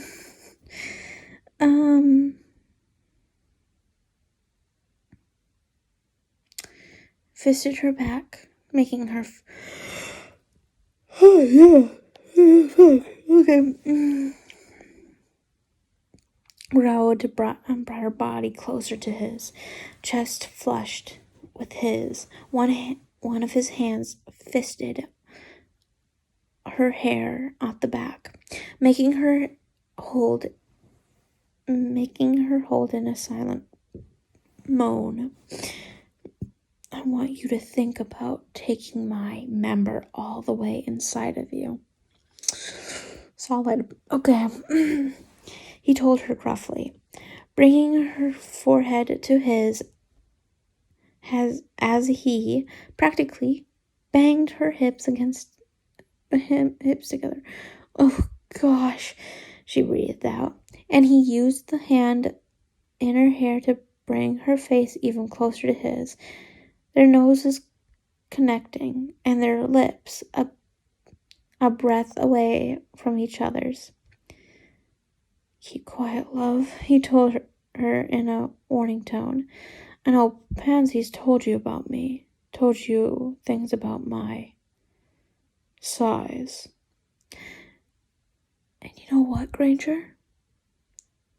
She saw a small smirk on his lips. It's all true. She meowed and bit her lip, and he let out a small growl. Oh, fuck. He moaned in a voice barely above a whisper. The restraint she was holding onto suddenly dissolved, along with the last if her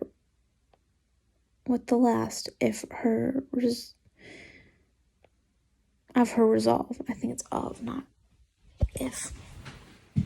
Ouch. Oh. Okay, it went scattering out of her brain as her hands moved from the back of the chair and finally gripped his shoulders. She let out a small groan at the contact and thrusting. He let out a small groan at the contact and thrusting up against her so harshly that her eyes rolled back into her head. She was fucking desperate to kiss him, to snake her hands into his hair and drive his into her mouth, to join with hers. But she couldn't do it. It would ruin this, and he wouldn't stop. He would stop, and she couldn't let him stop. Not now. She knew. She saw it. This was on his terms, and she was just here for the ride, letting her be part of the wanton fantasies. Nothing had ever felt this amazing in her life. She was like a possessed woman, about to finish in her underwear by being dry humped on the kitchen chair. Her hips undulated up and down and side to side until she found her punishing rhythm. She discovered where it felt the best, and her CU, or vagina, because that's the technical term and I can say it. Thank you very much. Son of a biscuit on ice. Get out.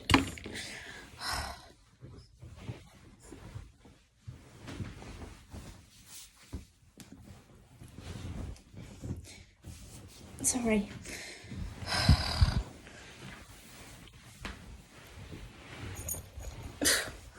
It's hard to get into a comfortable position when you're reading for the past 2 hours. 4 hours if you count the other one.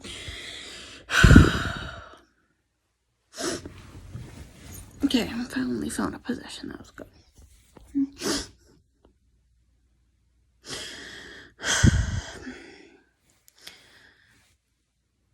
Her vagina was so wet and hot, directly over his member. Was she gotten got herself off on him? She knew he could feel it. She knew he was holding on to his sanity just as much as she was, harder, faster. It was killing her not to touch more of him, but his shoulders felt powerful and firm beneath her fingertips, and then she felt an all too familiar feeling. Malfoy. She breathed out his name in a slow, sexy purr, almost pleading as he kept up his punishing pace.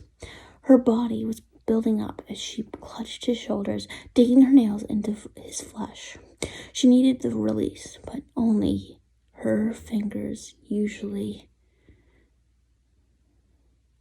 That's it, love, he growled hoarsely against her lips, watching her facial expressions closely.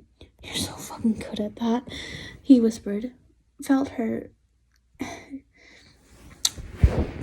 He whispered. Harder, grind onto my member harder. Fuck. She felt like she couldn't breathe. You don't need your hand or your fingers, Granger. Just feel the sensation through your body. Yes, she hissed quietly, her body trembling. Oh gosh, I'm so close. I know. Fuck, Granger. Finish for me. Sing for me. He panted against her lips, and she was so close to losing it and kissing her. Imagine you're stretched around my member and you're taking me in, squeezing your balls around me. She let out her breath. Imagine you're getting me close inside of you, Granger. Imagine that what it would feel like if you made me finish for you.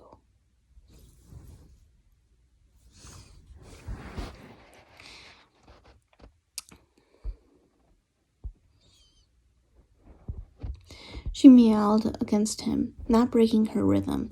She was so close, his words were working her into a frenzy as he continued. I'm going to finish too. I'm right there with you, Hermione. You feel it? She couldn't stand this, the heat. It was just too much. It was fucking delicious. She nodded her head. Ah, fucking A. See? I can't get anything into a comfortable position.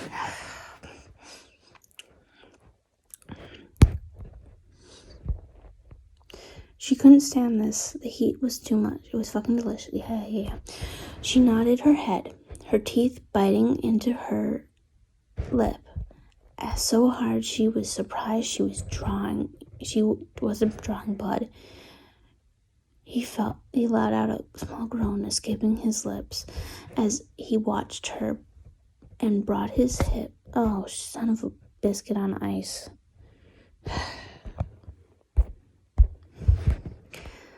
Sorry. People were giving me 2 notifications, so stop commenting on my video. No, I'm kidding. I accidentally went to my video and it almost started to play, and I was like, no. So that wasn't good. She was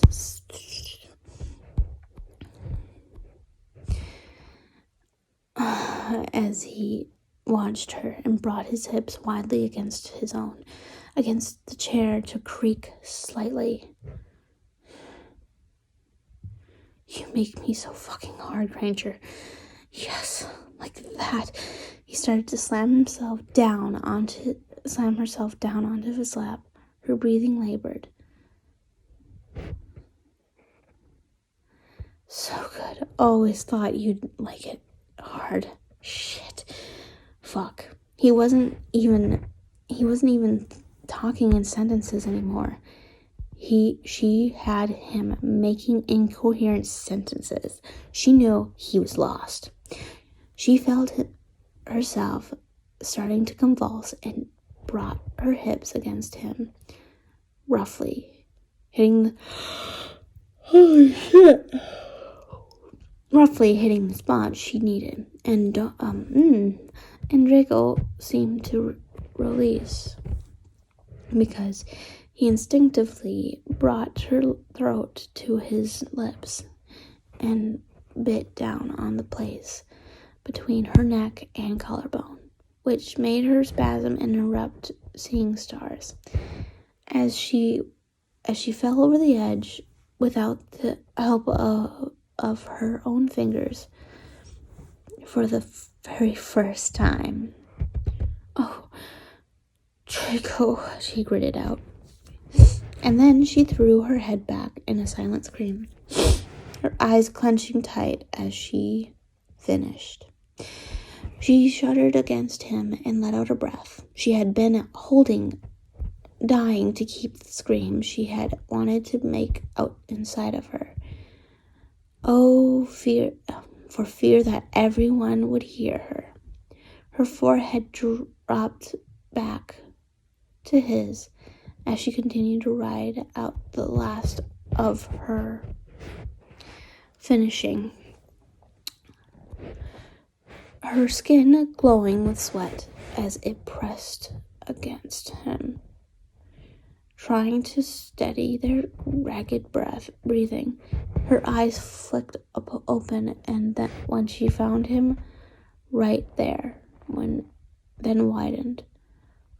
"Oh my gosh," she whispered, stunned, and possibly even a little embarrassed that they just did in the middle of the kitchen. I think they said what they just did in the kitchen, with everyone else just out of earshot. I've never, she babbled against his lips until not touching them with her own, then realized he was still hard, very hard, dangerously hard. "You haven't," she began, furrowing her brow. "You said he was close, but he was going to." "That was for you, Granger," he whispered, looking into her eyes intensely. But she could see the heat in the fire was still there within his. "Don't worry about me." How selfish did she seem? He'd made her finish twice, and yet he didn't manage to get off once. She gave one of his shoulders a gentle squeeze before deciding to trail her hand down the expanse of his hard-lined chest and torso, reaching, wanting to do something for him. He grabbed her wrist between his fingers and brought his hand up to stop her after a few seconds of letting her wander. The hands in her hair gripped her tighter and brought her face so close to his that she,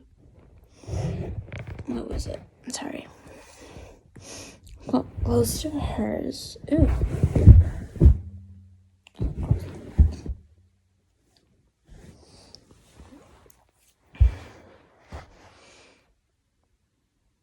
Damn it, I lost my place.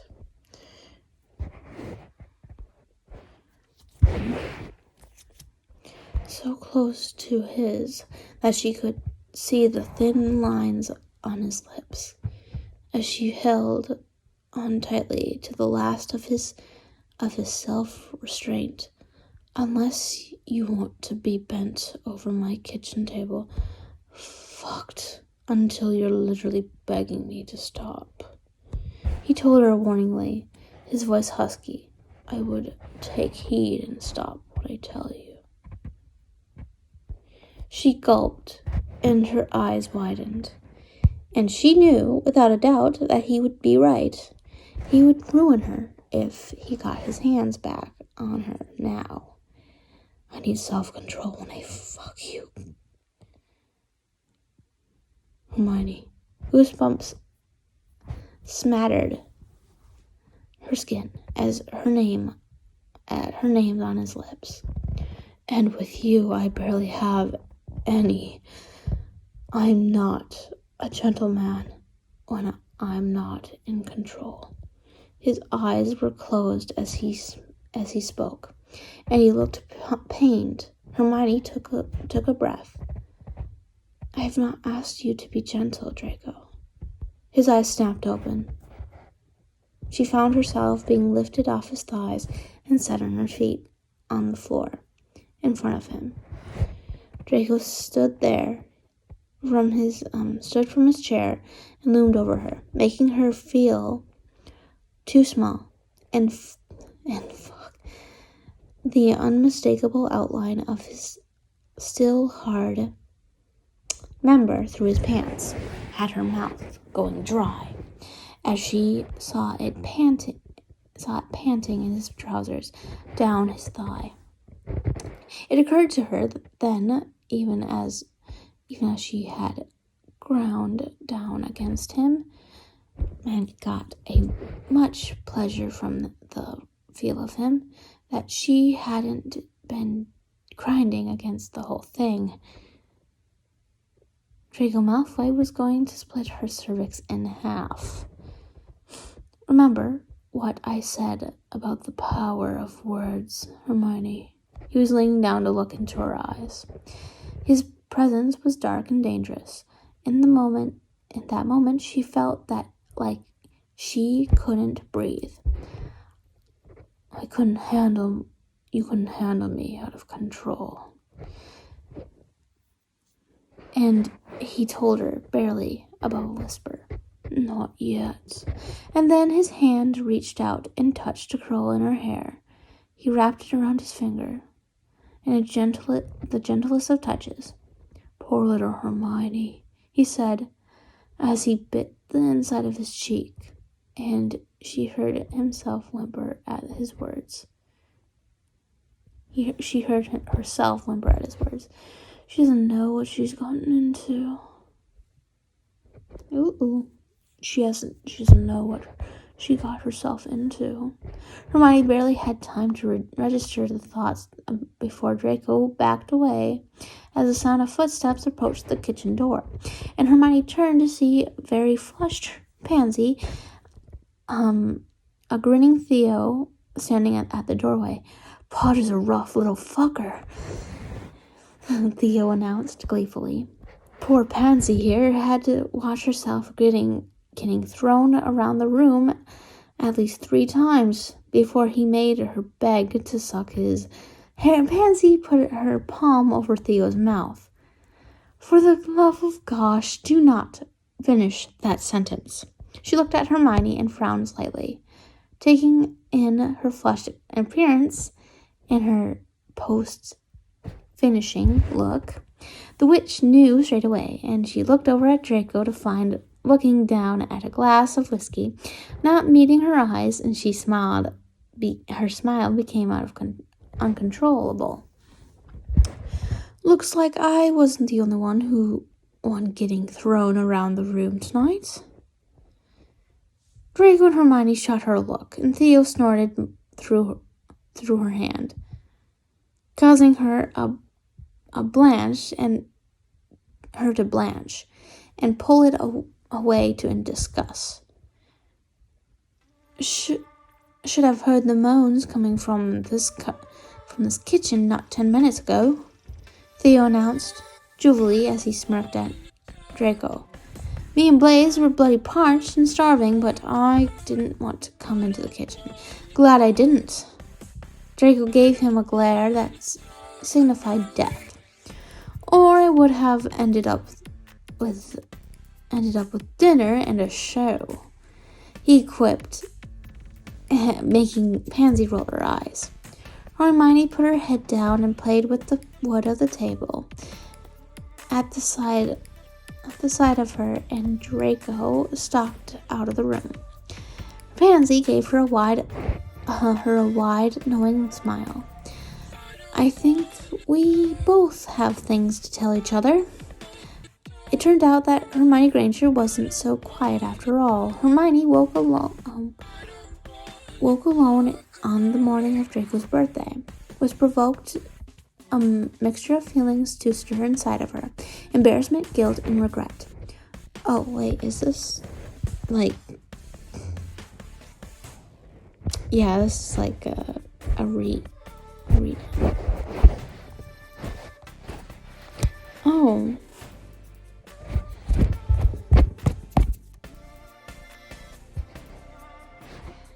Okay. So, okay guys, we'll end it here. Because the next story is called Dirty Little Secret. And I thought I would be over time. Guess I'm not. Yay! Okay. Thank you guys for watching. I hope you really liked this one. I kind of did. It gets better because, yeah. If you want me to do the mirror scene of Draco and Hermione, let me know down in the comments.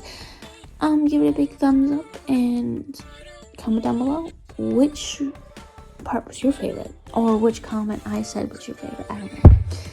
Literally don't know what to say, but we're gonna do this.